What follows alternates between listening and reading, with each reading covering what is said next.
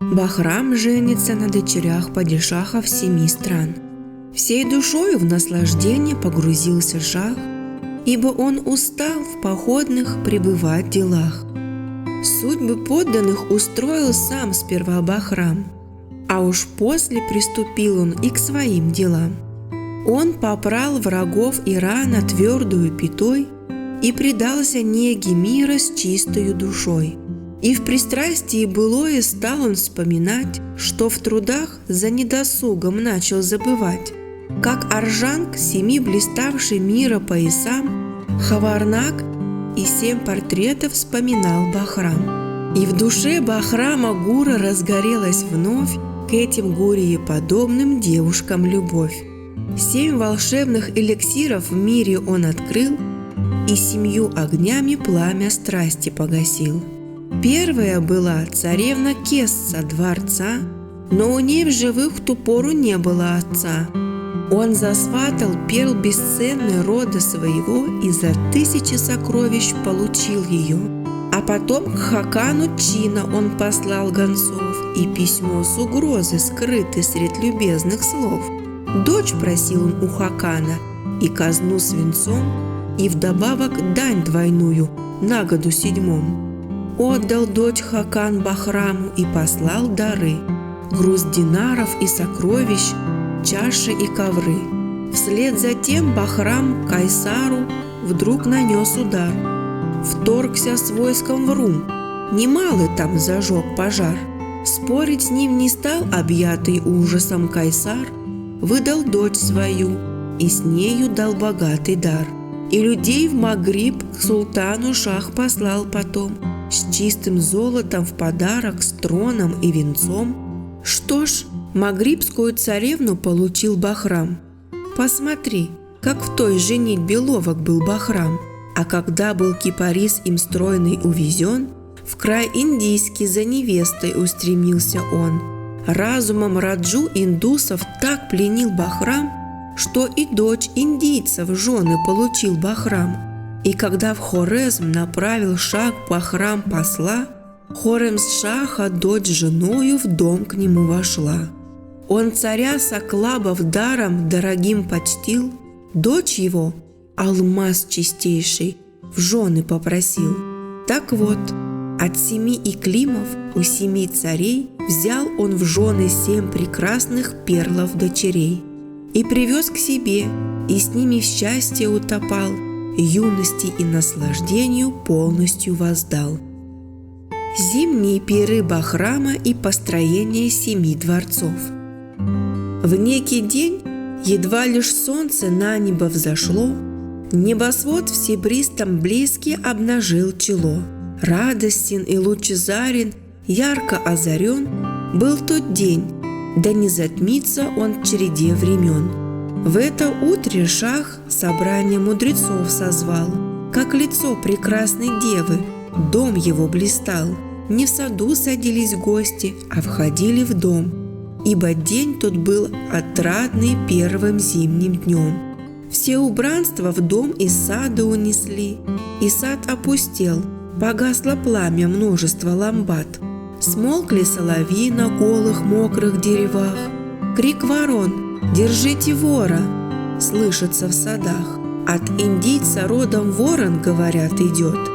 Диволь, что индиец вором стал и сам крадет. Вместо соловьев вороны царствуют в садах, вместо роз шипы остались на нагих кустах. Ветер утренний – художник, что снует везде. Он серебряные звенья пишет на воде.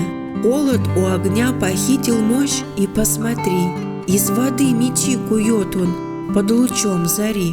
И с копьем блестящим вьюга всадником летит, над затихшей речкой острым снегом шелестит. Молоко в кувшинах мерзнет, превращаясь в сыр, стынет в жилах кровь живая, воздух мглист и сыр.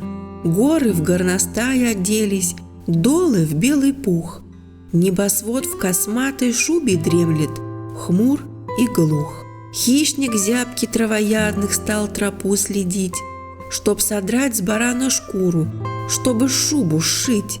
Голова растений сонно на землю легла, сила их произрастания вглубь земли ушла.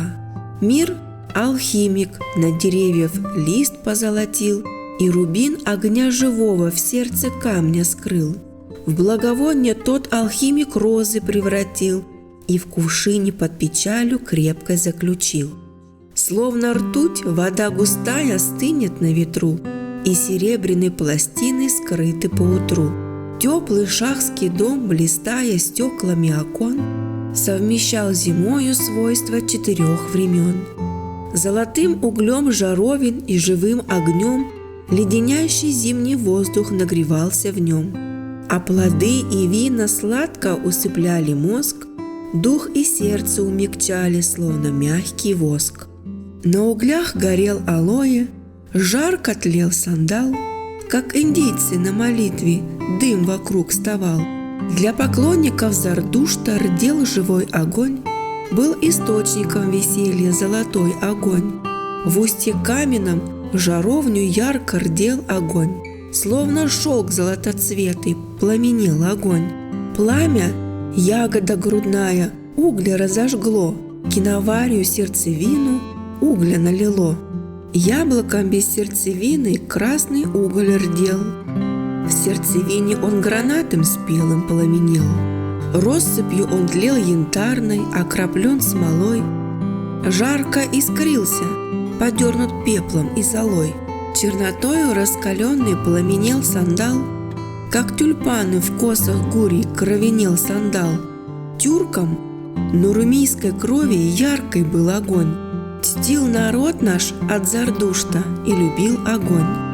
Пламя жизни – свет Юнуса, купина Мусы, сад чудесный Ибрагима – пиршество Исы.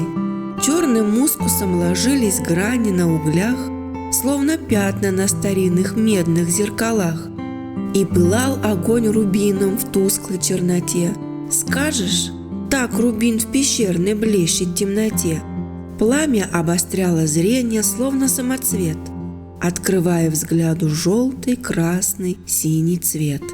Был живой огонь невесты юно веселей, в блеске искр и в ожерелье мускусных углей. В золоте, в дыму алоэ брачный был чертог пиршественный, как гранатовый розовел цветок. Ярко убран был шелками пировой поклон, куропатки с перепелкой в нем, рука с рукой над окнем вертелись. Вместе с ними чередой, опереньев сняв, кружился вяхерь молодой. Желтый пламень дров горящих дымом окружен, кладом золотым казался дым на нем дракон. Адом был огонь и раем, в суть огня вникай. Ад он был жаром пепелящим, ярким светом рай. Обитателям кумирен он горящий ад, сад он райский для прошедших, узкий мост сират. Древний зент Зардушта гимны пламени поет, маг, как мотылек крылатый, в круг огня снует. Лед, сверкающий водою, делается в нем. Жалко мне, зачем назвали мы огонь огнем? Над дворцом, как кипарисы, кровли поднялись, вина, словно кровь фазана, красные лились. Цвета перьев голубиных, рея, облака с неба вяхерей бросали вниз для шашлыка. Старое вино в кувшине глиняном тогда было влажно, словно пламя, сухо, как вода, и слепцы в ту пору пили полглотка хотя, и хребтовый из анагра жарили кебаб. В славный зимний день с друзьями пировал Бахрам, пил вино, как подобает пить вино царям. Вина сладкие, жаркое, музыка, друзья – это зимнюю порою одобряю я. Как улыбка уст румяна в чаше блеск вина, коль вином горячим в стужу чаша-то полна. Музыкой разгорячен был у застольцев мозг, сердце в теплоте отрады таяло, как воск. Мудрецы путем веселья за вином пошли, искрящийся остроумием разговор вели. Каждый радостно, открыто шаху говорил то, что в сердце благородном ото всех таил. Словно звенья золотые потекли слова, полилась рукой живою общая молва. Государь, престол твой в мире подлинно велик, славы прежде небывалой ныне ты достиг. И законов столь разумных не было, и нет в царстве нынешних и в царствах отошедших лет. Фаром над твоей главою озарил ты нас, счастьем, добротой, судьбою одарил ты нас. Стал у каждого наполнен изобильем дом, отстоял ты нас, возвысил царство над врагом. Все дано нам, безопасность, изобилие, честь. Остальное все пустое, коль основа есть. Если есть достаток в доме, мир и благодать, ни рубинов нам, ни перлов незачем искать. Если есть у нас великий, щедрый шах такой, все имеем мы для счастья, мир, добро, покой. Молим мы, чтоб нас небесный гнев не посетил, чтоб от глаза нас дурного вечный защитил. Обращаемся с молитвой к светлым небесам, чтоб вовеки благосклонны звезды были к нам, чтобы счастье и в грядущем осеняло нас, чтобы радостью и миром озаряло нас, чтоб вовек из дома шаха волей мудрых звезд урожая наслаждений ветер не унес. Да живет наш царь, веселье да пребудет с ним, за него из жизни наших мы не пощадим. Так на том пиру гласила общая молва. Каждый из гостей одобрил сердцем те слова. Собеседование мудрых радостно текло. Всем казалось, дом согрело этих слов тепло. Некий славный иноземец среди них сидел. Князь по крови, благородством духа он владел. Светлый ликом, словно солнце, звался он Шида. Живописец, чувств исполнен, вдохновлен всегда. Геометр и математик, врач и астроном. Был он в зодчестве прославлен дивным мастерством. Словно воск, податлив камень был в его руках. Яркий блеск его мозаик не погас в веках.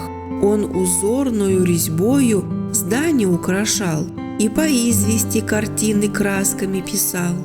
На дворцы, что он построил, сведущий взгляни, восхитил бы он Фархада сердце и Мани. Разума ему езданом дан был дивный дар, обучал его искусству прежде сам Симнар.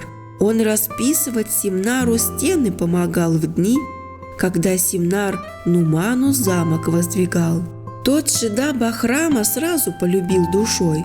Он увидел в шахе разум, чувство блеск живой.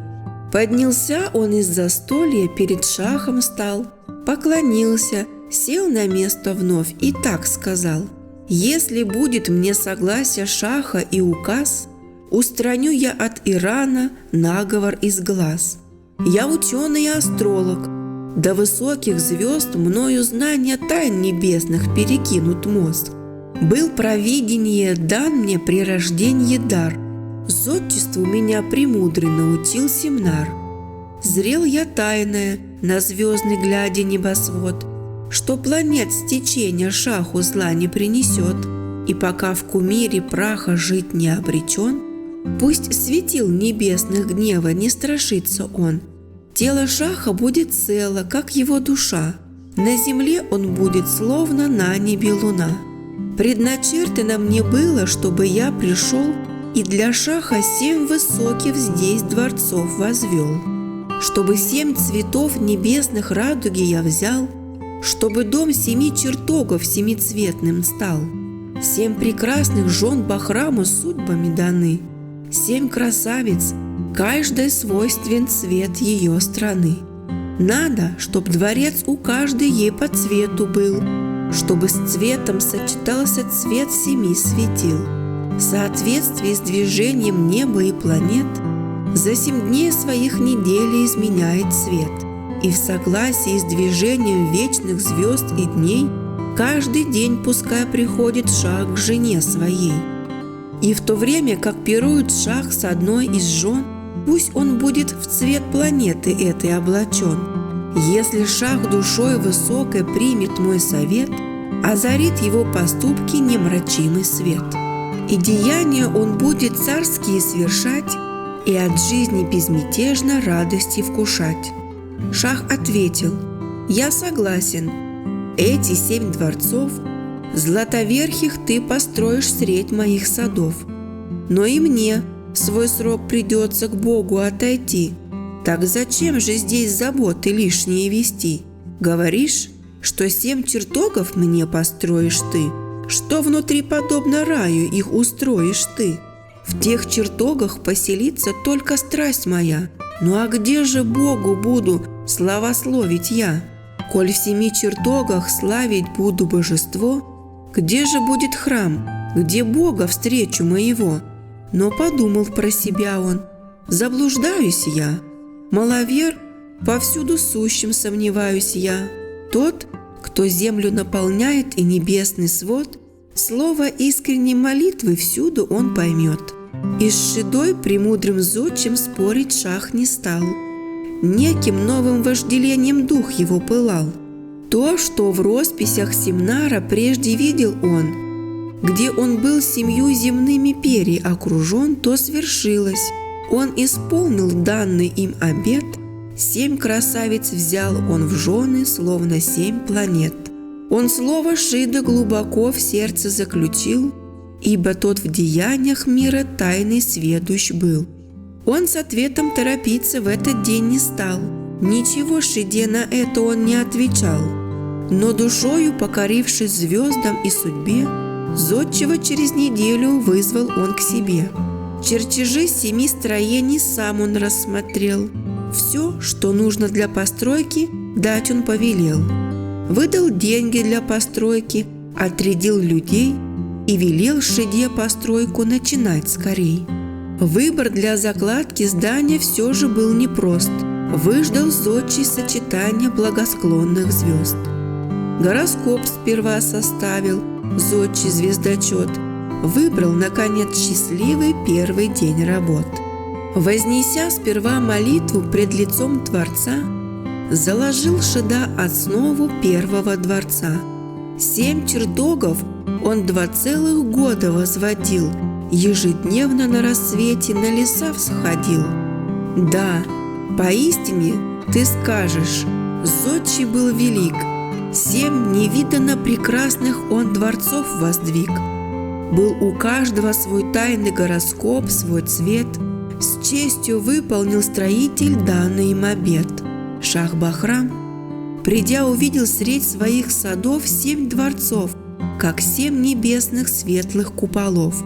Знал он, что достигли слухи отдаленных стран, как безжалостно Симраном поступил Нуман.